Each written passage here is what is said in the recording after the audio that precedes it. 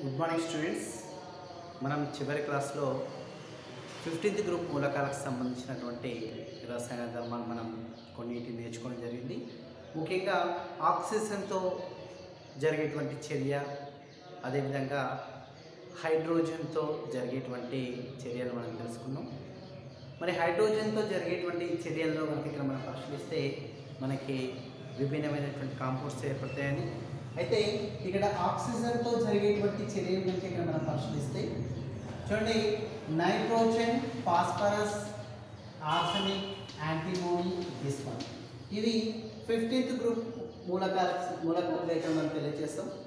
మరి ఇక్కడ వీటిని మనం ఈ అనేటువంటి సింబల్తో కనుక ఇక్కడ మనం చూపిస్తే ఇక్కడ ప్రధానంగా రెండు రకాల ఆక్సైడ్లు ఇక్కడ మనకి ఏర్పరిచేటువంటి అవకాశం ఉంటుంది. ఏంటి ఆ రెండు రకాలు అంటే, ఒకటి E2O3 ఫార్ములా కలిగినటువంటి ఆక్సైడ్లు, ఇంకొకటి E2O5 ఫార్ములా కలిగినటువంటి ఆక్సైడ్. అంటే E2O3 ఫార్ములా కలిగినటువంటి ఆక్సైడ్లను మనం ట్రయాక్సైడ్లుగా, E2O5 ఫార్ములా కలిగినటువంటి ఆక్సైడ్లను పెంటా ఆక్సైడ్గా ఇక్కడ మనం తెలియజేస్తాం. ఓకే, అంటే మనకి ఎగ్జాంపుల్గా ఇక్కడ మనం పరిశీలిస్తే N2O3 కానీ లేక N2O5 కానీ, అంటే ఇవి మనం ట్రయాక్సైడ్ అని చెప్తే వీటిని మనం పెంటాక్సైడ్గా ఇక్కడ మనం పరిగణిస్తాం. మరి ఈ ఆక్సైడ్లను కనుక ఇక్కడ మనం పరిశీలిస్తే ముఖ్యంగా నైట్రోజన్ అదేవిధంగా ఫాస్ఫరస్, ఈ రెండు ఏర్పరిచేటువంటి ఆక్సైడ్ల యొక్క లక్షణం ఏ విధంగా ఉంటుంది అంటే ఎక్కువగా ఆమ్ల స్వభావం కలిగి ఉండేటువంటి అవకాశం ఉంది. అదే ఇక మనకి ఆర్సెనిక్, యాంటీమోనీ, ఈ రెండు ఏర్పరిచేటువంటి ఆక్సైడ్ల యొక్క స్వభావం ఏ విధంగా ఉంటుంది అంటే ద్విస్వభావం. అంటే ద్విస్వభావం ఈ విధంగా ఆర్సెనిక్, యాంటీమోనీ ఈ రెండు ద్విస్వభావాన్ని కలిగి ఉంది. ద్విస్వభావము అంటే అర్థం ఏంటంటే ఆమ్ల స్వభావంతో పాటు క్షార స్వభావాన్ని కూడా కలిగి ఉండేటువంటి అవకాశం ఉంది. అయితే ఇక మనకి బిస్మత్ కనుక ఇక్కడ మనం పరిశీలిస్తే ఈ బిస్మత్ ఏర్పరిచేటువంటి ఆక్సైడ్ ఏదైతే ఉంటుందో ఈ బిస్మత్ ఏర్పరిచేటువంటి ఆక్సైడ్కి ఇక్కడ క్షార స్వభావం కలిగి ఉంటుంది అనే విషయం. అంటే ఈ విధంగా ఇక్కడ ఒకటి మనం అబ్జర్వ్ చేసినట్లయితే ఆమ్ల స్వభావం, ద్వంద్వ స్వభావం, క్షార స్వభావం. అంటే ఆమ్ల స్వభావం అనేటువంటిది క్రమంగా పైనుండి కిందికి వచ్చే కొద్దీ ఇక మనకి తగ్గుతుంది అనే విషయం చెప్తాం, ఆమ్ల స్వభావం. అదే క్షార స్వభావం విషయానికి వస్తే ఈ పదార్థాలకు ఎటువంటి క్షార స్వభావం అనేటువంటి ఉండదు, దీనికి కాస్త ఉంటుంది, దీనికి అత్యధికంగా ఉంటుంది. అంటే ఈ విధంగా మనకి ఆమ్ల స్వభావం అనేటువంటిది పైనుండి కిందికి వచ్చే కొద్దీ తగ్గుతుంది అనే విషయం చెప్తాం. అదే క్షార స్వభావం అనేటువంటిది పైనుండి కిందికి వచ్చే కొద్దీ పెరుగుతుంది అనేటువంటి విషయాన్ని మనం చెప్తాం. ఓకే, అంటే ఈ విధంగా మనకి చూడండి ఆక్సిజన్తో చూడండి ఇక మనకి హాలోజన్లతో జరిగేటువంటి చర్య. మరి హాలోజన్లు అంటే ఇక మనకి ఫ్లోరిన్, క్లోరిన్, బ్రోమిన్, అయోడిన్, ఈ విధంగా ఇక మనం చెప్తాం హాలోజన్లు ఉంటాయి. మరి ఇక్కడ ఈ 5th గ్రూప్ మూలకాలను M అనేటువంటి సింబల్తో కనుక ఇక్కడ మనం చూపిస్తే చూడండి ఇక ప్రధానంగా రెండు రకాల హాలైలను ఇక్కడ మనకి ఏర్పరిచేటువంటి అవకాశం ఉంది. ఒకటి MX3 ఫార్ములా కలిగినటువంటి హాలైలు, ఇంకొకటి MX5 ఫార్ములా కలిగినటువంటి హాలైలు. మరి MX3 ఫార్ములా కలిగినటువంటి హాలైలనే మనం ట్రై హాలైలుగా ఇక్కడ మనం చెప్తాం. MX5 ఫార్ములా కలిగినటువంటి హాలైలను పెంటా హాలైలుగా ఇక్కడ మనం పరిగణిస్తాం. చూడండి ఇక మనకి ఈ హాలైలలో మనకి నైట్రోజన్, ఫాస్ఫరస్ ప్రతి ఒక్క మూలకం ఇక్కడ ట్రై హాలైలను ఇక్కడ ఏర్పరిచేటువంటి అవకాశం ఉంటుంది. ఎగ్జాంపుల్కి ఇక్కడ NCl3 కానీ లేక PCl3 కానీ లేక AsCl3 కానీ ఇవన్నీ మనం మంచి ఉదాహరణలు ఇక్కడ మనం చెప్తాం. అదేవిధంగా మరి MX5 ఫార్ములా కలిగినటువంటి హాలైలను కనుక ఇక్కడ మనం పరిశీలిస్తే చూడండి నైట్రోజన్ మినహాయించి మిగిలిన మూలకాలన్నీ ఇక్కడ పెంటా హాలైలను ఏర్పరిచేటువంటి అవకాశం ఉంటుంది. ఇక్కడ సపోజ్ ఫర్ ఎగ్జాంపుల్ PCl5, అదేవిధంగా ఇంకా AsCl5 ఇవన్నీ మనం పెంటా హాలైలు అని చెప్తాం. మరి నైట్రోజన్ మాత్రం పెంటా హాలైలను ఏర్పరచదు. మరి ఎందుకు అంటే ఇక్కడ ప్రధానంగా నైట్రోజన్లో డి ఆర్బిటాల్ అనేటువంటి లేకపోవడమే ఒక ప్రధానమైనటువంటి కారణంగా చెప్తాం. కానీ మిగిలిన అన్నిట్లలో అంటే ఫాస్ఫరస్ కానీ లేక ఆర్సెనిక్, యాంటిమోనీ ప్రతి ఒక్క మూలకంలో ఇక డిఆర్బిటాల విస్తృతి అనేటువంటిది మనకి ఉండడం చేత అవి పెంటా హాలైడ్లను ఏర్పరుస్తాయి. అదే మనకి నైట్రోజన్లో డిఆర్బిటాల్ లేకపోవడం చేత అది పెంటా హాలైడ్ మనకు ఇవ్వదు. అంతేకాకుండా మనకి ఈ సమ్మేళనాల కంటే మనకి ట్రై హాలైడ్ల కంటే పెంటా హాలైడ్లకు అత్యధికంగా కోవలెంట్ నేచర్ అనేటువంటి స్వభావం అనేటువంటి ఇక్కడ కలిగి ఉంటుంది. ఇక్కడ అంటే సర్వసాధారణంగా మనకి ఈ రెండు హాలైడ్లను ఇక్కడ మనం కంపేర్ చేసినట్లయితే ఇక్కడ ఈ ట్రై హాలైడ్ల కంటే పెంటా హాలైడ్లకు అత్యధికంగా ఇక్కడ ఏంటిది కోవలెంట్ స్వభావం ఉంటుంది అనేటువంటి విషయం ఇక్కడ మనం చెప్తాం.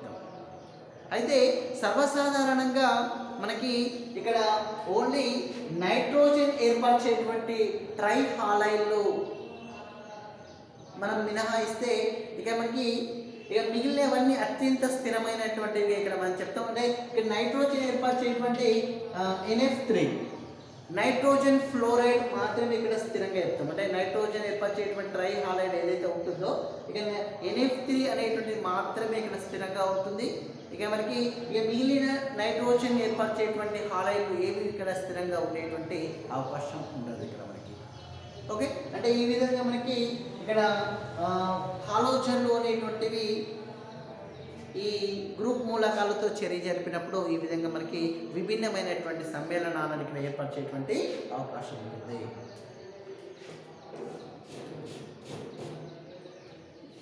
చూడండి, ఇక నెక్స్ట్ ఏంటంటే మనకి లోహాలతో జరిగేటువంటి చర్య. మరి లోహాలతో చర్య జరిపి ఇక్కడ విభిన్నమైనటువంటి మూలకాలు, విభిన్నమైనటువంటి కాంపౌండ్స్ని ఇక్కడ మనకి ఏర్పరుస్తాయి. అంటే ముఖ్యంగా ఇక మనకి nitrogen, phosphorus, arsenic, antimony, bismuth. మరి వీటి కనుక ఇక్కడ మనం పరిశీలించినట్లయితే నైట్రోజన్ అనేటువంటి ఇక్కడ Ca3N2 అంటే కాల్షియం నైట్రైడ్ అనేటువంటి కాంపౌండ్ ఏర్పరుస్తుంది ఇక్కడ మనకి. అంటే ఇక్కడ సర్వసాధారణంగా ఈ నైట్రోజన్ అనేటువంటి కాల్షియం మూలకంతో కనుక ఒకవేళ చర్య జరిపినప్పుడు మనకి Ca3N2 కాల్షియం నైట్రైడ్ అనేటువంటి కాంపౌండ్ ఇక్కడ మనకి ఏర్పడుతుంది.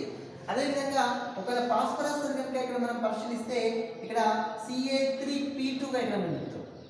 అంటే కాల్షియం ఫాస్ఫైడ్గా ఇక్కడ మనం పరిగణిస్తాం. ఓకేనా, కాల్షియం ఫాస్ఫైడ్గా ఇక్కడ మనం చెప్తాం. అదే ఇక మనకి Na3As2 అనేటువంటి కాంపౌండ్ అయిపోతుంది ఇక్కడ. అదే మనకి సోడియం ఆర్సెనైడ్ ఇక్కడ మనం చెప్తాం. అదేవిధంగా ఇక్కడ యాంటీమోనీ కనుక ఇక్కడ మనం పరిశీలిస్తే చూడండి, ఈ యాంటీమోనీ అనేటువంటిది కూడా ఇక్కడ మనకి Zn3Sb2గా ఇక్కడ మనం చెప్తాం. అలాగే అంటే జింక్ యాంటీమినైడ్గా ఇక్కడ మనం చెప్తాం. అదేవిధంగా బిస్మత్ కనుక ఇక్కడ మనం పరిశీలిస్తే ఇక్కడ బిస్మత్ అనేటువంటిది కూడా మనకి ముఖ్యంగా Mg3Bi2 అంటే మెగ్నీషియం బిస్మథైడ్ అనేటువంటి కాంపౌండ్ ఏర్పడుతుంది. అంటే ఈ విధంగా ప్రతి ఒక్క మూలకం విభిన్నమైనటువంటి లోహాలతో చేరుతుంది. కాల్షియం లోహంతో, అదేవిధంగా సోడియం లోహంతో, అదేవిధంగా జింకుతో, మెగ్నీషియంతో ఈ విధంగా విభిన్నమైనటువంటి లోహాలతో చర్య జరిపి విభిన్నమైనటువంటి సమ్మేళనాలను ఏర్పరిచేటువంటి తత్వం దేనికి ఉంటుంది అంటే ఇక్కడ మనకి ఈ గ్రూప్ మూలకాలు కలిగి ఉంటుంది అనేటువంటి విషయం చెప్తాం. ఓకే, అంటే ఈ విధంగా మనకి లోహాలతో కానీ లేక హాలోజన్లతో కానీ అదేవిధంగా ముఖ్యంగా ఆక్సిజన్తో కానీ హైడ్రోజన్తో కానీ ఈ విధంగా విభిన్నమైనటువంటి సమ్మేళనాలను ఏర్పరిచేటువంటి తత్వం దేనికి ఉంటుంది అంటే ఇక్కడ మనకి ఈ గ్రూప్ మూలకాలకు ఉంటుంది అనేటువంటి విషయం ఇక్కడ మనం చెప్తాం. ఓకే, ఇక్కడ మనకి ఇప్పుడు మనం ఏంటి అంటే నైట్రోజన్ అది ఏర్పరిచేటువంటి సమ్మేళనాలకు సంబంధించినటువంటి విషయాలు మనం చూద్దాం. ముఖ్యంగా నైట్రోజన్ అంటే ఇక్కడ మనం పరిశీలించినట్లయితే మరి నైట్రోజన్ని మనం ఏ విధంగా ఇక్కడ మనం తయారు చేస్తాం, అదేవిధంగా దానికి సంబంధించినటువంటి అంశాలు ఏంటో చూద్దాం. చూడండి, ముఖ్యంగా ఇక్కడ ఏంటంటే నైట్రోజన్ని కనుక ఇక్కడ మనం పరిశీలిస్తే ఇది ద్విపరమాణుకు సంబంధించినటువంటి కారకంగా ఇక్కడ మనం చెప్తుంది. ఓకే, ద్విపరమాణువుగా ఇక్కడ మనం చెప్తాం. అంటే డై అటామిక్ మాలిక్యూల్ అంటే ద్విపరమాణువు అంటే రెండు పరమాణువులు కలిగినటువంటి కారకాన్ని ఇక్కడ మనం చెప్తాం. మరి ఇక్కడ అంటే ఆల్వేస్ మనకి ఏ విధంగా ఉంటుంది, N2గా ఉంటుంది ఇక్కడ. అంటే నైట్రోజన్ అనేటువంటిది N2గా ఉండడానికి గల ప్రధానమైనటువంటి కారణం ఏంటి అంటే ఇక్కడ నైట్రోజన్కి సంబంధించినటువంటి పరమాణు వ్యాసార్థం అనేటువంటిది ఇక్కడ తక్కువగా కలిగి ఉండడం ఒక ప్రధానమైనటువంటి రీజన్ చెప్తాం. అంతేకాకుండా ఈ నైట్రోజన్ అనేటువంటిది ఎక్కువ రుణ విద్యుదాత్మకత కలిగి ఉండడం కూడా ఒక ముఖ్యమైనటువంటి విషయం చెప్తాం. అంటే తక్కువ పరమాణు వ్యాసార్థం, ఎక్కువ రుణ విద్యుదాత్మకత అనేటువంటిది కలిగి ఉండడం కూడా ఒక ముఖ్యమైనటువంటి రీజన్ చెప్తాం. అంతేకాకుండా దీంట్లో మనకి ఇక ప్రధానంగా నైట్రోజన్కి మధ్య త్రికబంధము అనేటువంటి ఉంటుంది. దీని యొక్క బంధ శక్తి అనేటువంటి అత్యధికంగా 941.1 కిలో సల్ఫర్ మోల్ శక్తి అనేటువంటి ఉంటుంది. ఓకే, 941.1 కిలో జౌల్ శక్తి అత్యధికంగా ఉంటుంది. అంతేకాకుండా దీనిలో PP5 బంధాలు అంటే ఒక నైట్రోజన్లో అంటే మనకి ఇక్కడ త్రికబంధం కదా, మరి త్రికబంధము అంటే ఒక సిగ్మా బంధము, అదేవిధంగా 2 పై బంధాలు అనేటువంటివి ఇక్కడ మనకి వస్తాయి.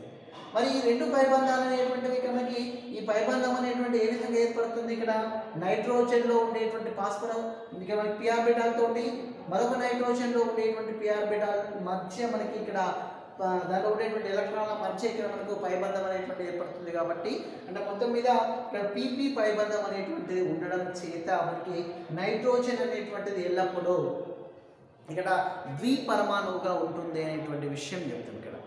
ఓకే, చూడండి ఇక్కడ నైట్రోజన్ అనేటువంటిది ఎల్లప్పుడూ ద్విపరమాణువుగా ఉంటుంది అని చెప్తాం. ఎందుకు అంటే నైట్రోజన్కి సంబంధించినటువంటి పరమాణు వ్యాసార్థం అనేటువంటిది తక్కువగా ఉండడం, అంతేకాకుండా దానికి సంబంధించినటువంటి రుణ విద్యుదాత్మకత ఎక్కువగా ఉండడం ఒక ప్రధానమైనటువంటి కారణం చెప్తాం. అంతేకాకుండా నైట్రోజన్కి మధ్య త్రికబంధం అనేటువంటి ఉంటుంది. ఈ త్రికబంధంలో ఒక సిగ్మా బంధం, 2 పై బంధాలు అనేటువంటివి ఏర్పడతాయి. అంటే ఒక నైట్రోజన్లో ఉండేటువంటి p ఆర్బిటాల్లో ఉండేటువంటి ఒక ఎలక్ట్రాన్ మరొక నైట్రోజన్లో ఉండేటువంటి p ఆర్బిటాల్లో ఉండేటువంటి మరొక ఎలక్ట్రాన్ మధ్య పైబంధం ఏర్పడుతుంది. కాబట్టి దాన్ని PP పైబంధం అనేటువంటి విషయం ఇక్కడ మనం చెప్తాం. అంతేకాకుండా దీనికి సంబంధించినటువంటి బంధ శక్తి అనేటువంటిది అత్యధికంగా ఉంటుంది. ఎంత అంటే 941.1 కిలో సల్ఫర్ మోల్ శక్తి అత్యధికంగా కలిగి ఉండడం చేత మనకి దీనికి సంబంధించి ఇది ద్విపరమాణువుగా ఉంటుంది అనేటువంటి విషయం ఇక్కడ నేను చెప్తాను. మరి ఈ నైట్రోజన్ ఇక్కడ మనం ఏ విధంగా ఇక్కడ మనం తయారు చేయడం జరుగుతుంది, దానికి సంబంధించినటువంటి అంశాలు ఏంటి మనం చూద్దాం.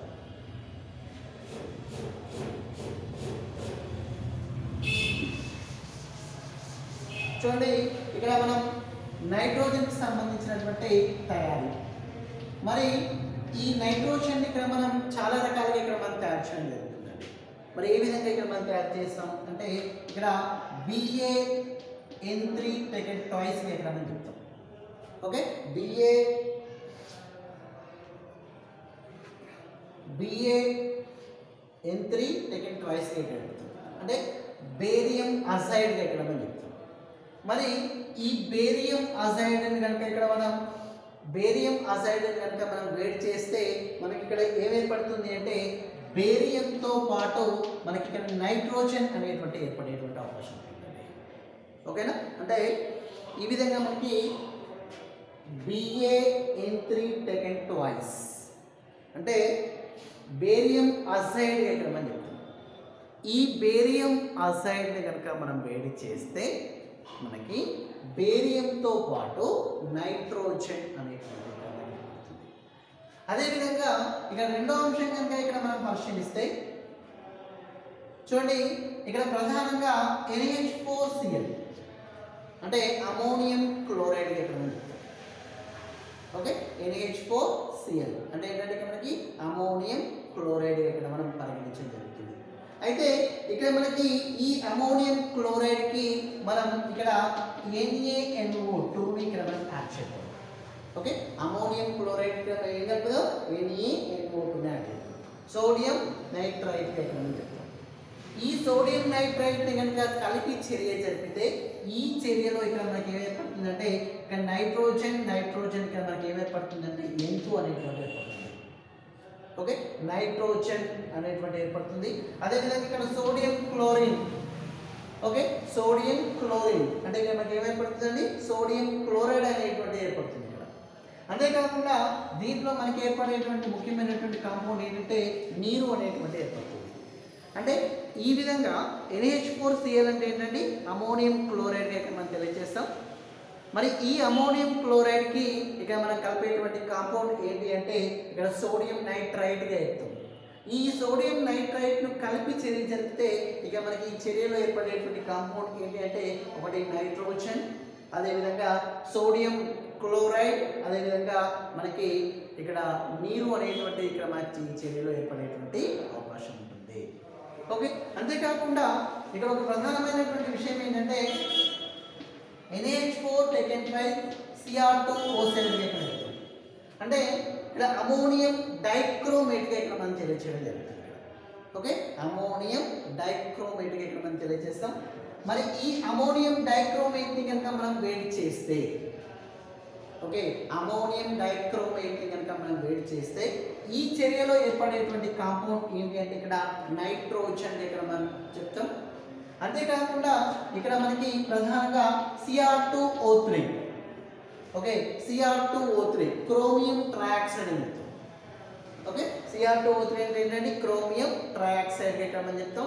అంతేకాకుండా ఈ చర్యలో ఏర్పడేటువంటి కాంపౌండ్ ఏంటి అంటే మనకి నీరు అనేటువంటి మనకి ఏర్పడేటువంటి అవకాశం ఉంటుంది ఇక్కడ.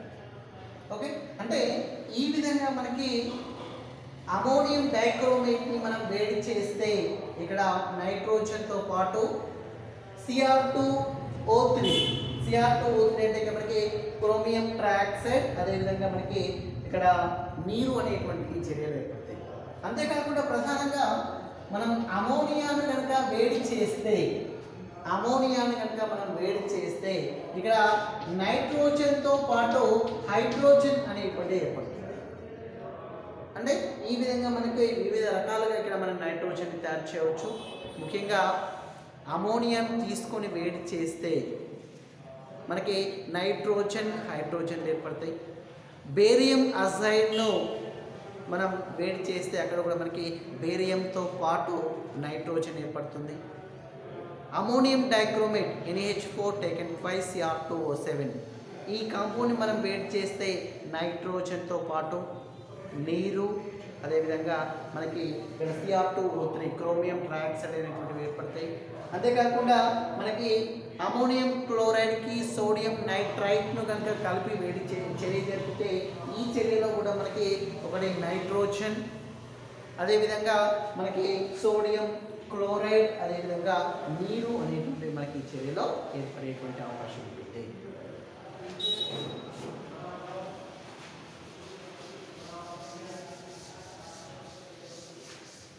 చూడండి, దీనికి సంబంధించినటువంటి భౌతిక ధర్మాలు ఏంటి అంటే నైట్రోజన్కి సంబంధించినటువంటి భౌతిక ధర్మాలను కనుక ఇక్కడ మనం పరిశీలిస్తే నైట్రోజన్ దాదాపు మనకి 78% వాతావరణంలో ఉంటుంది అనేటువంటి విషయం మనకు తెలుసు.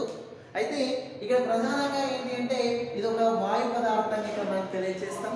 అంతేకాకుండా ఇక్కడ రంగు వాసన లేని ఓకే విష స్వభావం కలిగినటువంటి వాయువుగా ఇక్కడ మనం తెలియజేస్తాం. చూడండి, ఇక్కడ ఈ నైట్రోజన్ అనేటువంటిది ఒక గ్యాస్, ఒక వాయువుగా ఇక్కడ మనం చెప్తాం. అదేవిధంగా దీనికి రంగు కానీ రుచి కానీ అదేవిధంగా ఇంకేంటి వాసన కానీ ఇక్కడ మనకి ఎటువంటి కలిగి ఉండదు. అంతేకాకుండా విష స్వభావం కలిగినటువంటి ఒక వాయువుగా ఇక్కడ మనం తెలియజేస్తాం.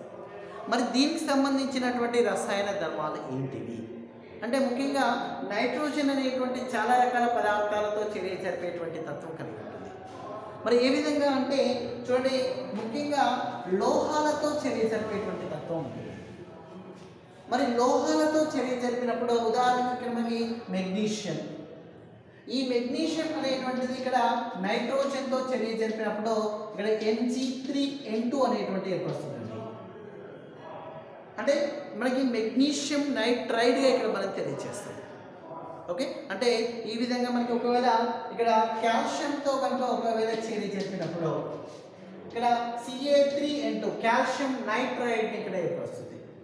అంటే ఈ విధంగా లోహాలతో చర్య జరిపేటువంటి తత్వం ఇక్కడ దేనికి ఉంటుందండి, నైట్రోజన్కి ఉంటుంది అనేటువంటి విషయం ఇక్కడ మనం చెప్తాం.